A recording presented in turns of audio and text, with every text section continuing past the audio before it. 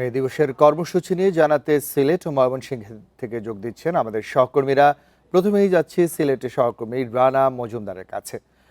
রানা, যেটি জানতে চাইব যে মহান মে দিবস আজ, মে দিবসকে ঘিরে আসলে এবারে সিলেটের আসলে পরিস্থিতি বা কি কি পরিস্থিতি রয়েছে একটু জানাবেন কর্মসূচিগুলো সম্পর্কে। দেখুন, আসলে সারা দেশের মতো সিলেটেও কিন্তু যথাযোগ্য মর্যাদায় এই দিবসটি পালন করা হবে এবং আমরা এই মুহূর্তে রয়েছি সিলেটের জেলা প্রশাসন কার্যালয়ের সামনে। এখানে মূলত জেলা প্রশাসনের আয়োজনে এখান থেকে কিন্তু একটি র্যালি বের হওয়ার কথা রয়েছে। র্যালিটি মূলত বের হবে সকাল 10টা নাগাদ এবং এরই কিন্তু আসলে প্রস্তুতি চলছে এই মুহূর্তে।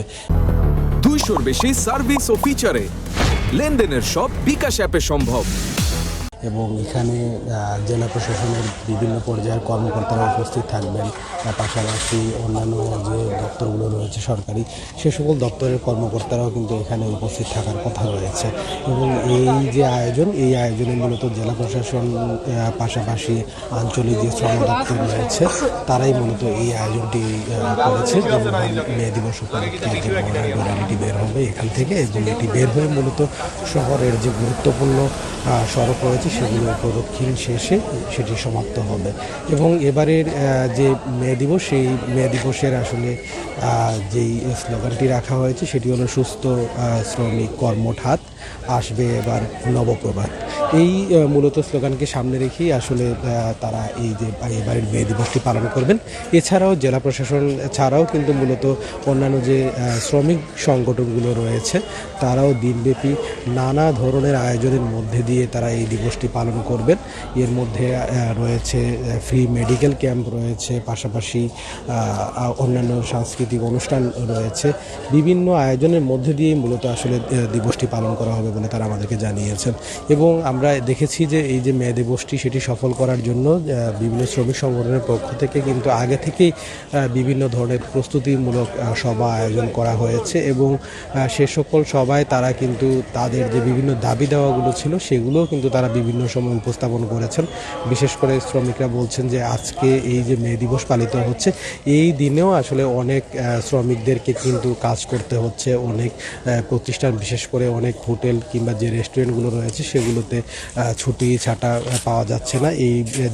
এই অভিযোগটুকু তারা করেছেন এবং তারা বলছেন যে মূলত শ্রমিকরা সবসময় আসলে শোষণ বঞ্চনার শিকার হন এবং তারা তাদের যে ন্যায্য দাবি সেটি আসলে মালিক পক্ষ কখনোই আসলে তাদেরকে দিতে চান না। তো এ ব্যাপারে আসলে নাগরিক সচেতনতার পাশাপাশি যাতে করে অন্যান্য যে দপ্তরগুলো রয়েছে তাদেরকে সঠিক নজরদারির দাবি জানিয়েছেন তারা।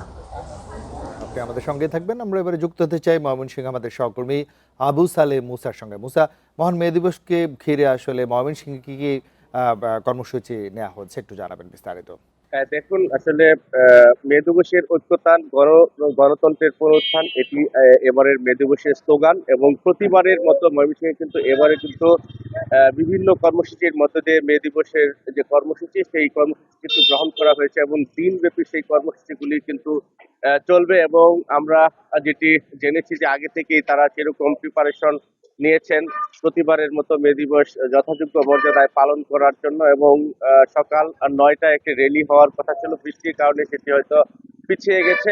সেটি কিন্তু সিটি স্কুল থেকে শুরু হবে। সেখানে সদর আসনের যে সংসদ সদস্য আবু আবাকুন্দ সেখানে সেই র্যালিতে প্রধান অতিথি হিসেবে থাকবেন। এবং দুপুরে রেলওয়ে কৃষ্ণচূড়া চত্বরে জাতীয়তাবাদী শ্রমিক দলের উদ্যোগে একটি বিশাল সমাবেশের আয়োজন করা হয়েছে। সেখানে গণপ্রজাতন্ত্রী বাংলাদেশ সরকারের যে তথ্য প্রতিমন্ত্রী ইয়াসের খান চৌধুরী, উনি এখানে প্রধান অতিথি হিসেবে উপস্থিত থাকবেন। এবং এটি আজকের কর্মসূচির সবচেয়ে বড় আয়োজন বলে আমরা জানতে পেরেছি। এছাড়া কিন্তু বিভিন্ন শ্রমিক সংগঠন তাদের কর্মসূচি গ্রহণ করা হয়েছে এবং ট্রেড ইউনিয়ন কেন্দ্রের পক্ষ থেকে তারা কর্মসূচি গ্রহণ করেছেন। কর্মসূচির মধ্যে রয়েছে র্যালি, আলোচনা সভা এবং সাংস্কৃতিক অনুষ্ঠান। এবং জাতীয়তাবাদী শ্রমিক দলের পক্ষ থেকে কিন্তু ময়মনসিংহ নগরীর 33টি ওয়ার্ডে কিন্তু এই কর্মসূচি পালন করা হবে এবং সেই ধরনের প্রস্তুতি কিন্তু নেওয়া হয়েছে। এবং আমরা যেটি দেখেছি যে আসলে মে দিবস উপলক্ষে কিন্তু সকাল থেকেই কিন্তু যে